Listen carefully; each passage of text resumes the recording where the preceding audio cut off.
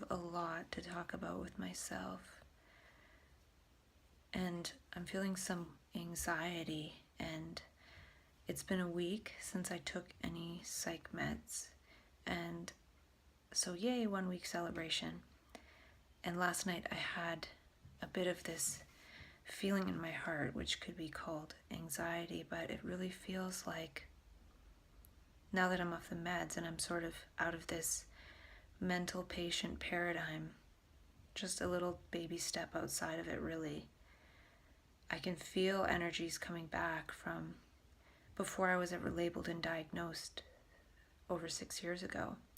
So it's as if taking the meds and being defined as a mental patient shifted my focus to that, and being on the meds and being in that paradigm sort of made me forget about a lot of my problems. And so now that I've sort of gone through that main problem of getting outside the mental health paradigm, it feels like these energies are coming back and saying, oh yeah, remember all these problems that you had before you had this even bigger problem of having a label and being given meds, which the meds do translate a lot of the other old problems into just symptoms of mental illness. And I feel like a lot of those problems actually, before being labeled, get translated into sort of behaviors or so-called symptoms, which lead one to get diagnosed with a mental illness, which then leads one to be given medications, which sort of gets rid of the symptoms, but it also gets rid of the problems that were leading to the symptoms by drugging the symptoms. So I'm seeing this mechanism, and I'm hoping that I can stay ahead of it, because I can feel that there's going to be things that I really have to deal with, and if I can't deal with them, I might end up having to take a pill. So I have my coherence breathing as something I could do if this feeling in my heart doesn't subside. And I was considering holotropic breath work. I could try to get Sean Blackwell to work with me at some point when I'm home, or this other woman I was in contact with. So those are ways that I might be able to breathe out some of this. And really my heart is just trying to speak to me in a different way. It's saying, well, since you had all this talk and conversation with yourself to talk yourself out of being medicated and now you're off the medication, well, I have all this other stuff to tell you. And I sort of want to talk more about some of the stuff that I wrote down before, and sort of really stop talking about this mental health paradigm and give my heart a chance to speak about these other things, and try not to mix too much of that in before I'm finished speaking about this mental health stuff, if I can. We'll see what happens. And I feel like I'm really going to need to be my own therapist right now and maybe talk to myself more, which is kind of weird, but there's a lot of energy there. And before, when I came off my meds 2 years ago, and without the support of Hardy Nutritional's micronutrients, I ended up in the hospital 3 weeks later with all those energies. And this morning I could really see that when I was in that first episode of so-called psychosis, I really did go into that hyper meaning making state and everything was wonderful. And then there was this gravity of something pulling me. And it was this gravity, which is that thing that Jason Silva was talking about, being a threat to oneself. And I nearly jumped off a balcony. I don't think it was high enough to really do me in, but I was so afraid that I was going to jump and just run. And really, it feels like running from all these energies of the past. And I wonder if there's a way not just to deal with them, but to actually create with them. And I really don't know. I'll call Hardy Nutritionals on Monday and tell them about this anxiety feeling, and even them just saying, oh, well, that's sort of normal.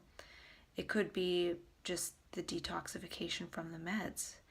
And usually when they give me some kind of reason, or maybe give me a tip about what I can do to help that, maybe take more vitamin C, then sometimes that helps. So I have to employ different tools to perhaps get through this period of time. And I was working on the audio version videos that I have of this conversation with myself, and maybe starting to post them to my blog, unlisted on YouTube, so people can find it through my blog. And it's sort of like, who's meant to find it will find it. And we'll see about that. And there's a lot of work to be done with that, because I am taking out all the ads, because I kind of mass put all the recommended ads, and there's like a zillion ads. So I'll just put one at the beginning for now on some of them as I work on them, and change the description. And I'm actually thinking of, on the 20th of June, to listen to that video from a year ago and then actually make a video in response. So I'll keep the conversation going in real time, but then I'll also do reflecting back, possibly, which could actually lead to a lot more conversation. But I remember actually 2 years before I even started this dialogue, about 3 years ago, I spoke to somebody at a festival thing, and I was talking about what I wanted to do, and I was saying I wanted to create something where I'm sort of integrating the past but also talking about the now, and then maybe talk about it after I listen to it a year later or something. And it looks like that's what I've done. So I just remember that part about listening a year later. So maybe once I listen a year later and make a response video, then I can release the two at the same time and keep going like that.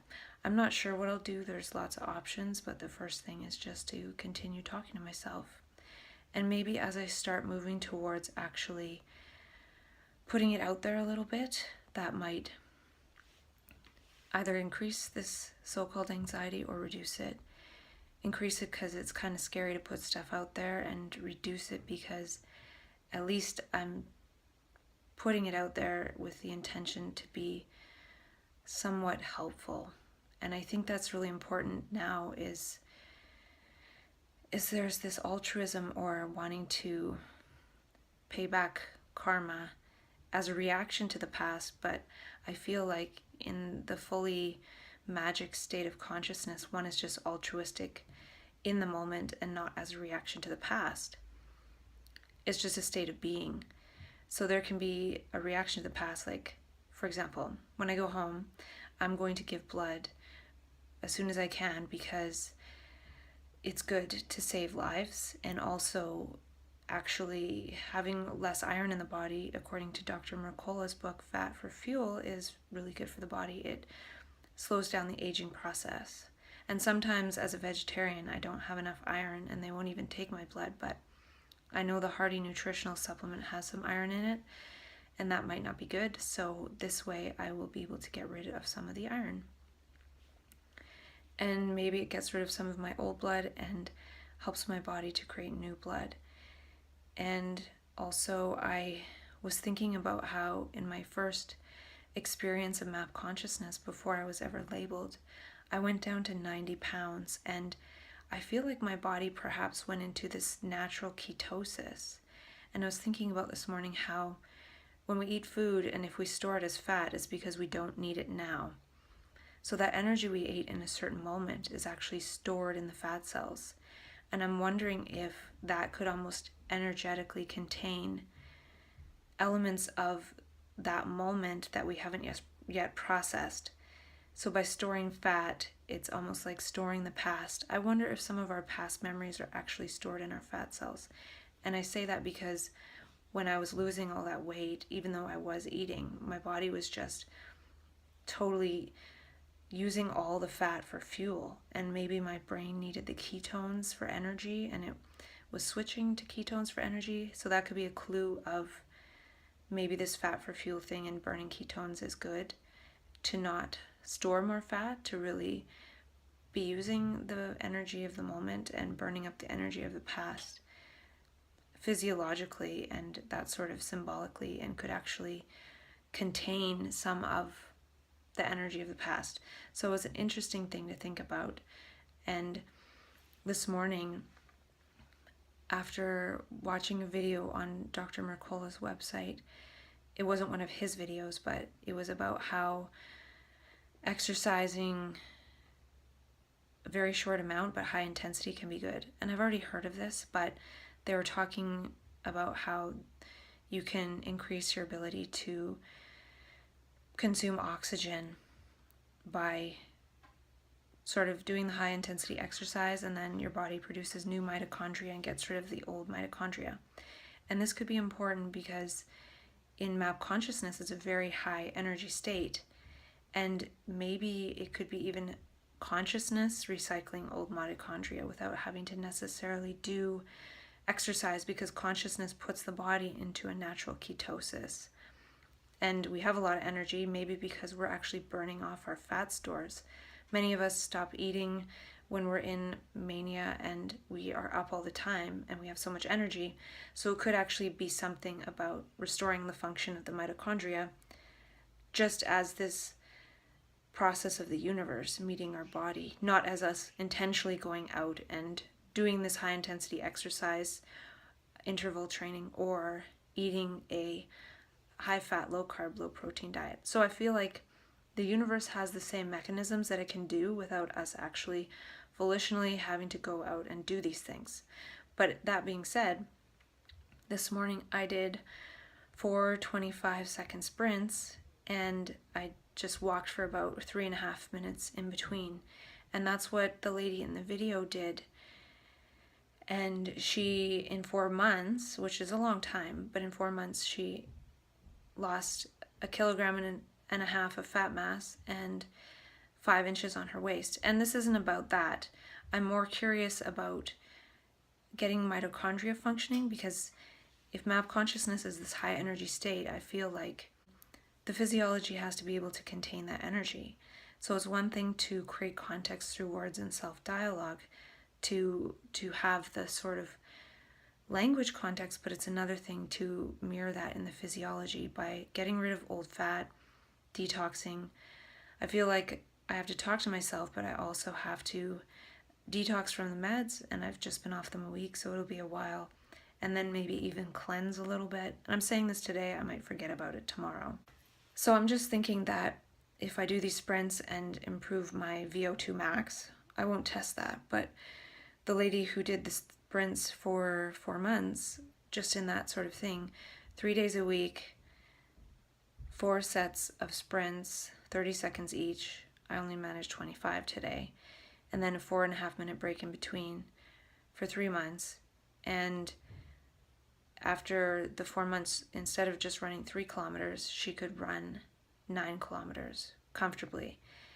And she didn't actually practice running like that. So what I'm mainly interested in, increasing oxygen capacity in my body, because when that energy comes in, I think that's partly why we're so energetic, is this energy comes in and our mitochondria are going crazy and we're burning off all this fat and ketones, but we're not adapted to be able to do that all the time. It would be like being adapted to sprint all the time.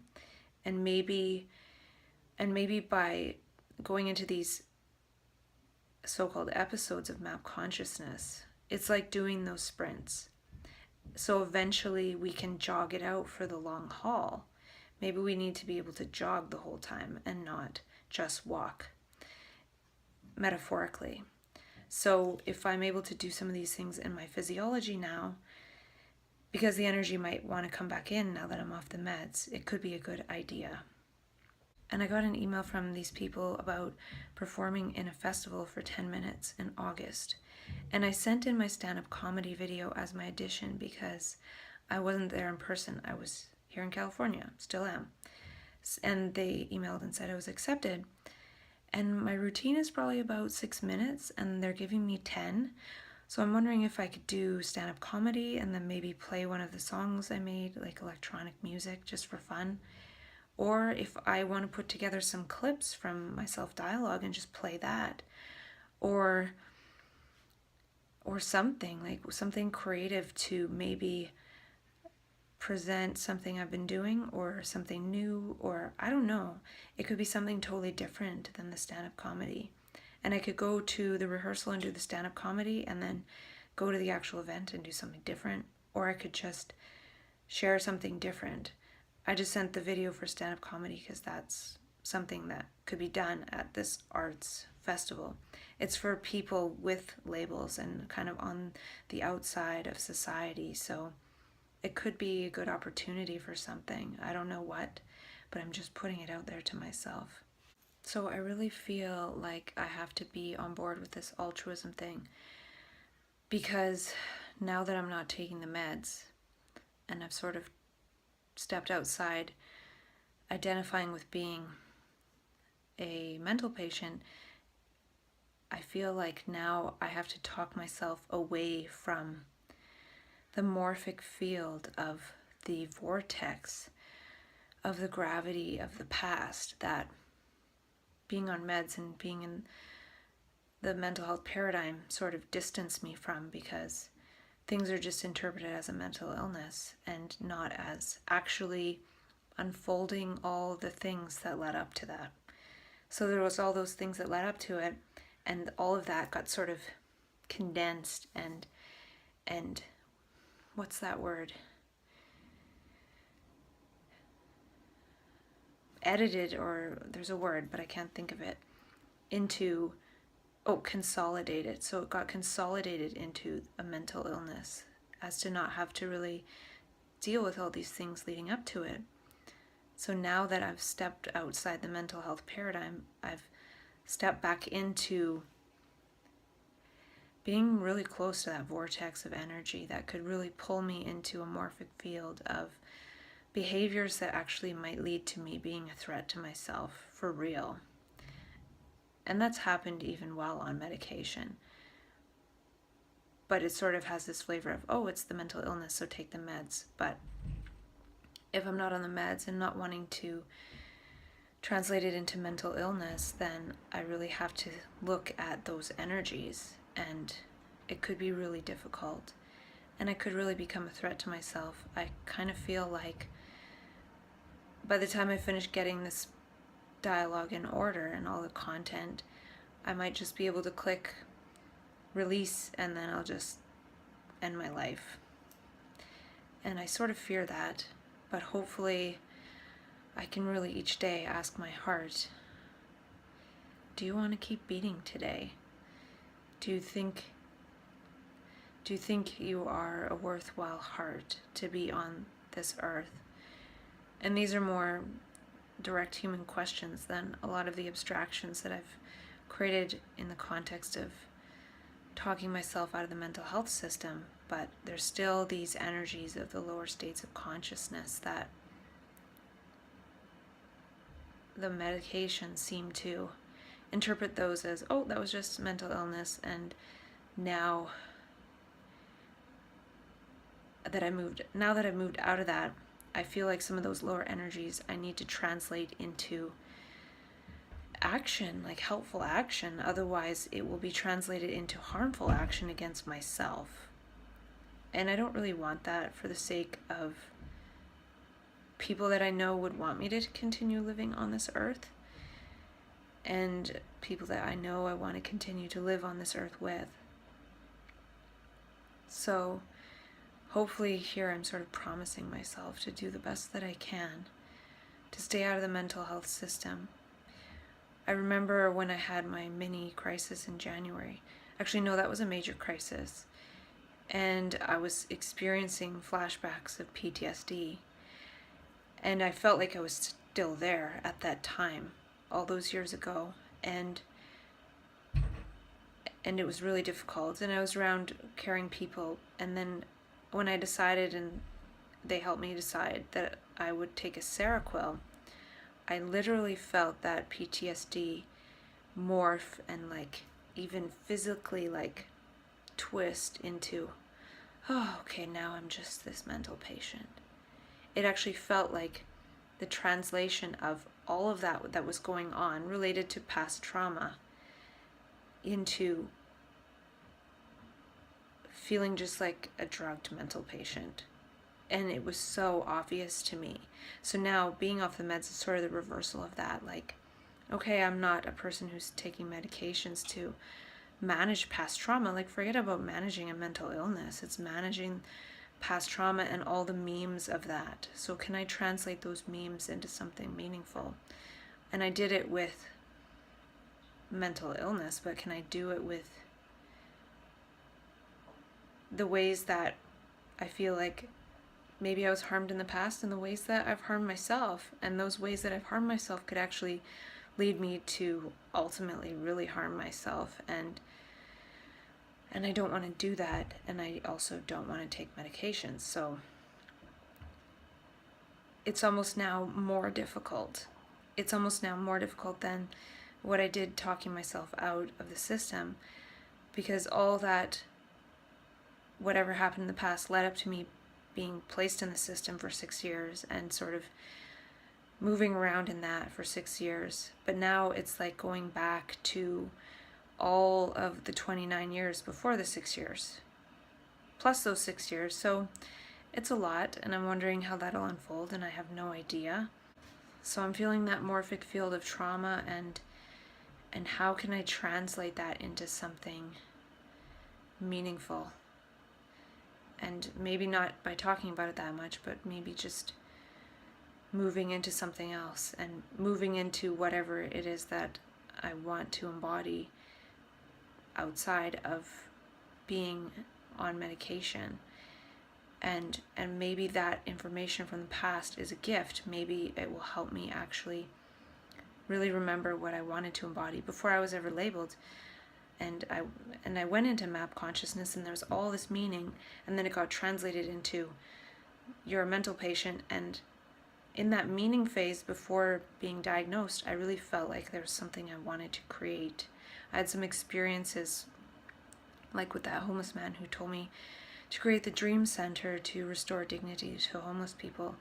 And I have the sense that with some of the stuff that I've been through, if I really try to deal with it or create with it, I might create a life where it's totally new, and maybe people from my past I wouldn't have contact with anymore or something. And maybe if my family didn't help me or something, I would be homeless.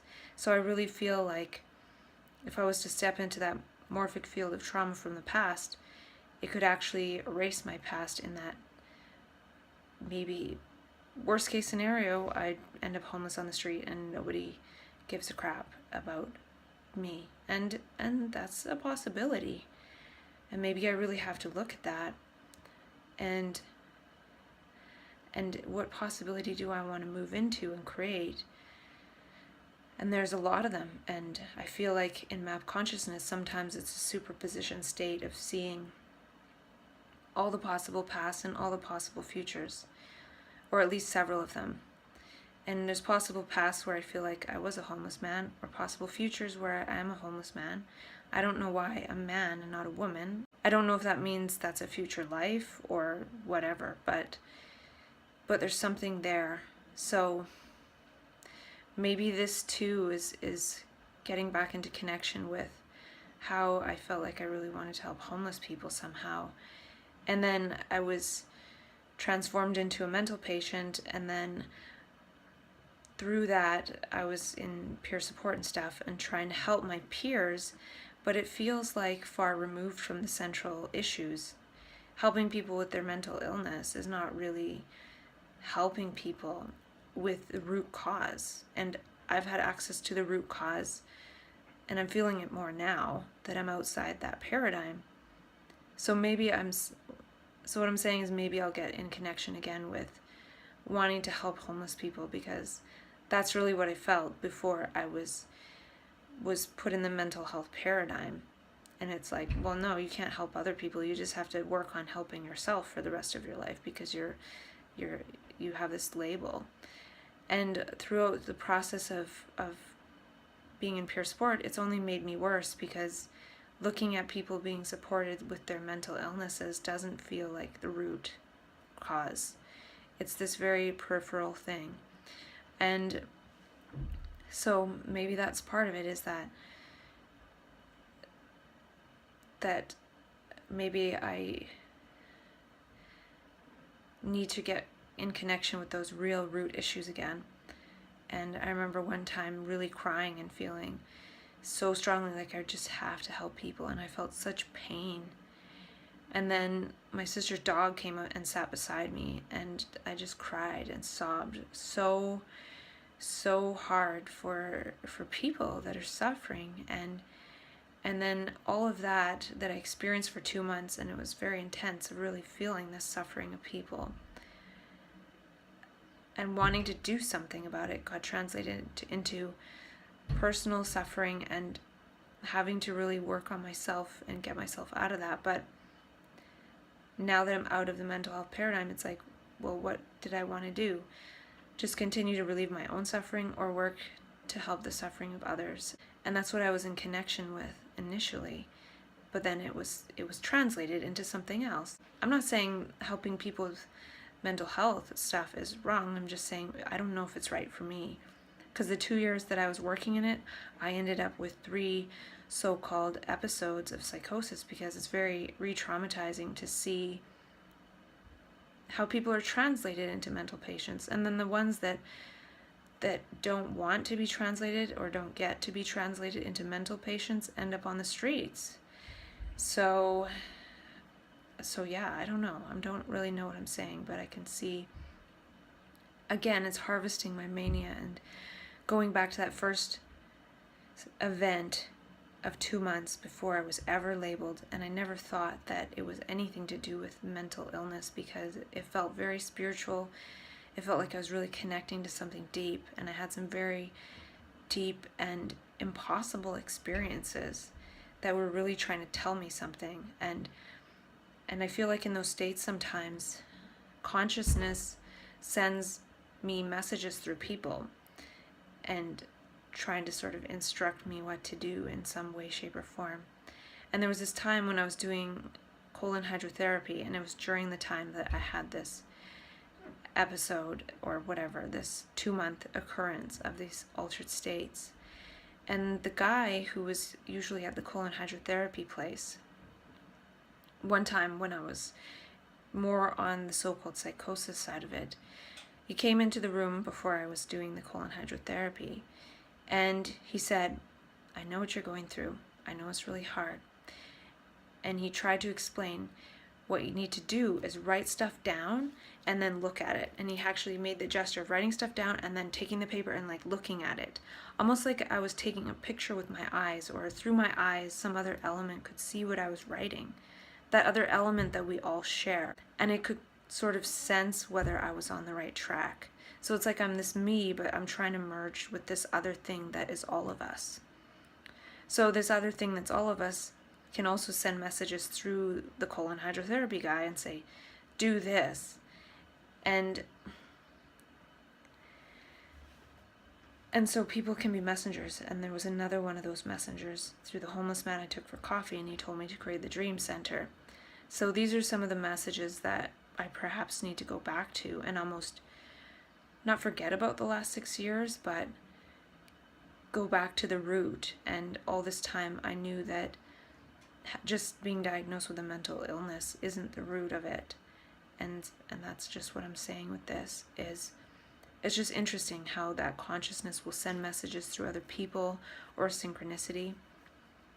But I feel like this dialogue with myself could actually just make it so I'm the message and the messenger to myself, and just listen to myself, and then I don't necessarily have to experience signs from other people and events and things, but maybe be the sign or something. I don't exactly know what I'm saying, but I can sense that it's just important to keep having this dialogue with myself, and then witnessing that, and hopefully keeping myself safe. And that's the thing about this other being, this wholeness, this oneness of humanity, that on the whole, like, I don't matter. What matters is the message, or what this consciousness is trying to illustrate to us, so that we'll get it and start building a different world. And sometimes that means that consciousness might sacrifice somebody, and it could be me. So what I'm saying is, if I'm supposed to end my life one day, it might just happen, and I don't have any choice. And and having created this, it might be a bigger impact or something. And I'm not saying that that's how I want it to end, but I really see it as a possibility. And maybe I have to really see that and be okay with that possibility too. So yeah, with the oxygen thing, I need superhuman strength to overcome the strength of this gravity of the morphic field of the past, and it totally took me down. After that first experience, that 2-month experience, I literally was laying down overnight, unable to move, like paralyzed. And it felt like gravity was crushing me. So it really did feel like I was in this other dimension, and that gravity crushing me was bringing me back to this other level, and then having to move up again. And that has happened through each so-called episode of psychosis that I've had, but how will I move through that if I don't have this whole medicating myself and having people support and sympathy through it? How do I just get through that pain without interpreting it as a mental illness? And can I share that, or do I have to just go through that by myself? I don't know. It's kind of scary. And I should say to myself again that I should possibly think about going home and not waiting till July if this kind of stuff continues.